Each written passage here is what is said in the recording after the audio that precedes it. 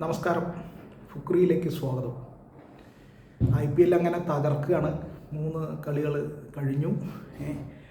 ഇന്നലെ സൂര്യവംശിയുടെ അടിയൊക്കെ കണ്ട് ആകെ വല്ലാത്തൊരവസ്ഥയിലിരിക്കുകയാണ്. ഇന്നിപ്പോൾ പഞ്ചാബ് കിങ്സും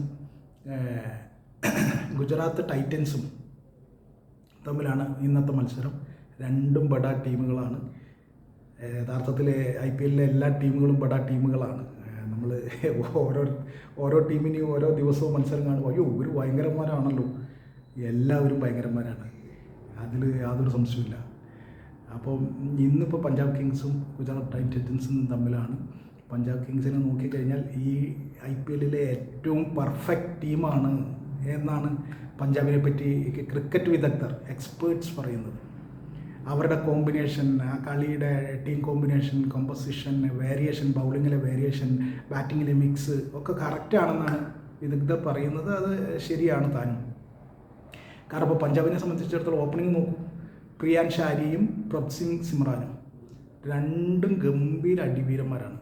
ഒരു നിവൃത്തിയില്ലാത്ത അടിച്ച് തകർക്കുന്ന ആളുകളാണ് അവർ. ഏതൊക്കെ ലെവലിലാണ് അടി എന്നുള്ളത്. അപ്പോൾ പക്ഷേ ഈ ടീം ഓപ്പണിങ്ങിലും ആയാലും 2020-ലായാലും എല്ലാവരും അടിവീരന്മാർ തന്നെയാണ്, അടിച്ച് തകർക്കുന്നവർ തന്നെയാണ്.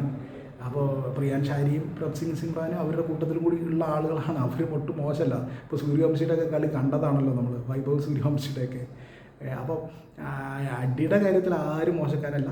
അപ്പോൾ ഇവർക്ക് ഇങ്ങനെ 2 നല്ല ബ്ലാസ്റ്റിംഗ് ഓപ്പറേഷൻസ് ഉണ്ട്. പിന്നീട് വരുന്നത് ഹൂപ്പർ കനോലി എന്ന് പറയുന്ന ഒരു പ്ലെയറാണ്, ഒരു വിദേശ താരമാണ്. അദ്ദേഹം ഒരു രക്ഷയില്ലാത്ത അടിയാണ്. അപ്പോൾ 3 അങ്ങനെയായി. 4ാമത് ശ്രേയസ് അയ്യർ, നമ്മുടെ ഇന്ത്യയുടെ കുന്തമോന ശ്രേയസ് അയ്യർ. അയ്യരെക്കുറിച്ച് പറയേണ്ട കാര്യമില്ല, നമ്മൾ എല്ലാവർക്കും അറിയുന്ന കാര്യമാണ്. അപ്പോൾ അങ്ങനെയാണ് അവരുടെ ആ ഒരു ടീം ഇങ്ങനെ വരുന്ന ബാറ്റിങ്ങിൽ. അങ്ങനെ ഗംഭീരമായിട്ടാണ് അവരുടെ ഒരു വരവ്. ഇപ്പോൾ മാർക്കസ് സ്റ്റോയിനിസാണ് പിന്നീട് വരുന്നത്. പിന്നീട് മാർക്കോ യാൻസൺ വരാനുണ്ട്. അപ്പോൾ ഇത് ഇങ്ങനെയാണ് പഞ്ചാബ് കിങ്സിൻ്റെ ഒരു ലെവൽ. ആ നിലയിലാണ് അവരുടെ പോക്ക്. ഇനി ഗുജറാത്ത് ടൈറ്റൻസിനെ എടുത്ത് നോക്കുക. അവരുടെ ഓപ്പണിങ്ങിൽ ആരൊക്കെയാണ് ഓപ്പണിംഗ് ബാറ്റേഴ്സ്? സായി സുദർശൻ, ശുഭ്മാൻ ഗിൽ. സുദർശനെ കുറിച്ച് പറയണ്ട, കഴിഞ്ഞ IPL പൂർണ്ണമായി കീഴടക്കിയ ബാറ്ററാണ് സായി സുദർശൻ. അതിൻ്റെ ബലത്തിലാണ് ഇന്ത്യൻ ടെസ്റ്റ് ടീമിൽ വരെ വന്നത്. ശുഭ്മാൻ ഗിൽ എത്രയോ 5-6 വർഷമായിട്ട് IPLൻ്റെ സ്വന്തം രാജകുമാരനാണ് ശുഭ്മാൻ ഗിൽ. അയാൾ ഇന്ത്യൻ ടീമിൻ്റെ ക്യാപ്റ്റനാണ്. അപ്പം ശുഭ്മാൻ ഗില്ലിനെ കുറിച്ചും പറയണ്ട. അപ്പോൾ ആ ഓപ്പണിംഗ് അങ്ങനെ ആയി. പിന്നെ വരുന്നത് ജോസ് ബട്ട്ലർ, ഇംഗ്ലണ്ടിൻ്റെ എക്കാലത്തെയും വലിയ ലിമിറ്റഡ് ഓവർ പ്ലേയേഴ്സിൽ, പരിമിത ഓവർ ക്രിക്കറ്റിലെ എക്കാലത്തെയും വലിയ ബാറ്റേഴ്സിൽ ഒരാളാണ്. പക്ഷേ ഇപ്പോൾ അദ്ദേഹം ഫോമിലല്ല. ഇപ്പോൾ 2020 ലോകകപ്പിലൊക്കെ നമ്മൾ കണ്ടാണ്, അത്ര ഫോമിലല്ല. പക്ഷെ ഫോമിലല്ലാത്ത ബട്ട്ലറെ പോലും നമ്മൾ പേടിക്കണം. അതാണ് ബട്ട്ലറുടെ ഇമേജ്, അല്ലെങ്കിൽ ബട്ട്ലർ ഉണ്ടാക്കി വെച്ചിട്ടുള്ള ഒരു സംഭവം അതാണ്. അപ്പം അങ്ങനെ നിലനിൽക്കുന്ന അതാണ് ആ ടീം കോമ്പോസിഷൻ. പിന്നീട് വാഷിങ്ടൺ സുന്ദർ വരും, റാഷിദ് ഖാൻ ഉണ്ട്, 2 സ്പിന്നർമാർ അങ്ങനെ തന്നെ ഉണ്ട്. അവർ ബാറ്റും ചെയ്യും, നന്നായി ബാറ്റ് ചെയ്യും. അപ്പോൾ അങ്ങനെ പോകുന്നു. ഒരുപക്ഷെ ജേസൺ ഹോൾഡർ കളിച്ചേക്കാം, ഹോൾഡറും കൂടി ഉണ്ടെങ്കിൽ പിന്നെ പറയേണ്ട അടി. അതിനിടയിൽ ഷാരൂഖ് ഖാനും രാഹുൽ ടിവാറ്റിയും ഉണ്ട്. ഇവരെ 2 പേരെ കുറിച്ചും IPL സ്ഥിരമായി കാണുന്നവരോട് പറഞ്ഞ് മനസ്സിലാക്കേണ്ട കാര്യമില്ല. അപ്പോൾ ഇതാണ് ഗുജറാത്ത് ടൈറ്റൻസിൻ്റെ ഒരു ടീം എന്ന് പറയുന്നത്. അപ്പോൾ ഇത് 2 ടീമും ഒട്ടും മോശമല്ല. അവർ വരുന്നത് അങ്ങനെ തന്നെയാണ്. അവർ ഒരു ലെവലില്ലാതെ IPL എല്ലാവരും കളിക്കുന്നത് ജയിക്കാനാണ്, കിരീടം നേടാനാണ്. അപ്പോൾ 2020 ക്രിക്കറ്റിൽ പൊതുവേ തന്നെ അടിയാണ് ഏറ്റവും പറയുന്ന നിമിഷം കൊണ്ട് അടി. അപ്പോൾ ബൗളിങ്ങിൽ ഇപ്പോൾ ജസ്പ്രീത് ബുംറയൊക്കെ പോലെ വളരെ അപൂർവ ആളുകളാണ് പിടിച്ചു നിൽക്കുന്നത്. ബാക്കിയൊക്കെ ബാറ്റർമാരുടെ ഒരു കളിയാണ് ഇത്.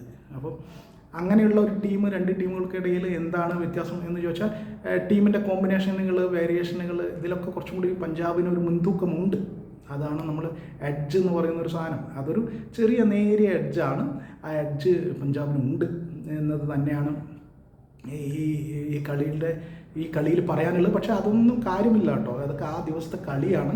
ആ കളിയിൽ എങ്ങനെയാണ് അവർ ഏത് ടീം എങ്ങനെയും പെർഫോം ചെയ്യാം. അപ്പോൾ അതിനനുസരിച്ചിരിക്കും. ഈ കളി നടക്കുന്നത് ന്യൂ ചണ്ഡീഗഡിലാണ്. അപ്പോൾ ചണ്ഡീഗഡ് പൊതുവേ സീം ബൗളിങ്, അതായത് പേസ് ബൗളിങ്ങിന് പറ്റിയൊരു പിച്ചാണെന്ന് പറയുന്നു. അപ്പം അങ്ങനെയാണെങ്കിൽ അവിടെ പേസ് ബൗളേഴ്സിന് സാധ്യതയുണ്ട്. അപ്പോൾ അതിൽ ആരൊക്കെ ബൗളിങ് ഡിപ്പാർട്ട്മെൻറ്റുകളിൽ ആരൊക്കെ ഇറങ്ങും എന്നതൊക്കെ നമ്മൾ കാത്തിരുന്ന് കാണേണ്ട കാര്യമാണ്. ഏതൊക്കെ നിലയിലേക്കാണ് ഈ കളി നീങ്ങുക എന്ന് പറയാൻ പറ്റില്ല. നിലവിൽ ടീമുകളുടെ ഒരു കോമ്പോസിഷൻ വെച്ചിട്ട് പഞ്ചാബ് കിങ്സിന് എഡ്ജ് ഉണ്ട്. അതൊരു എഡ്ജ് മാത്രമാണ്. 2020 ക്രിക്കറ്റിൽ പ്രത്യേകിച്ചും ഈ വിലയിരുത്തലുകൾക്കൊന്നും യാതൊരു പ്രാധാന്യമില്ല.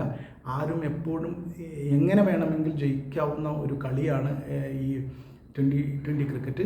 അത് നമ്മൾ വിചാരിക്കുന്ന തലത്തിലൊന്നുമല്ല. അതൊക്കെ ആ സമയത്ത് ആർക്കും പെർഫോം ചെയ്യാൻ പറ്റും. ഇപ്പോൾ വാലറ്റത്തെ ആളുകൾ പോലും ഭയങ്കരമായിട്ട് കളിക്കാൻ സാധ്യതയുള്ള ആളുകളുണ്ട്.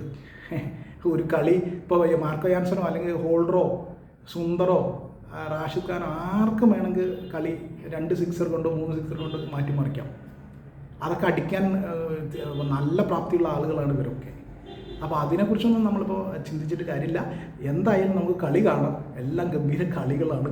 ബാറ്റിങ്ങിൻ്റെ വെടിക്കെട്ട് പൂരമാണ്. പിന്നെ സിക്സറുകളും ഫോറുകളും കണ്ട് മടുക്കും നമ്മൾ യഥാർത്ഥത്തിൽ. അങ്ങനെയുള്ള കളികളാണ് IPL. അപ്പോൾ 200, 220, 250 ഇപ്പോൾ ഒരു സ്കോറല്ല, എല്ലാവരും അതടിക്കും. അപ്പോൾ അതുകൊണ്ട് നമുക്ക് കാത്തിരുന്ന് കാണാം.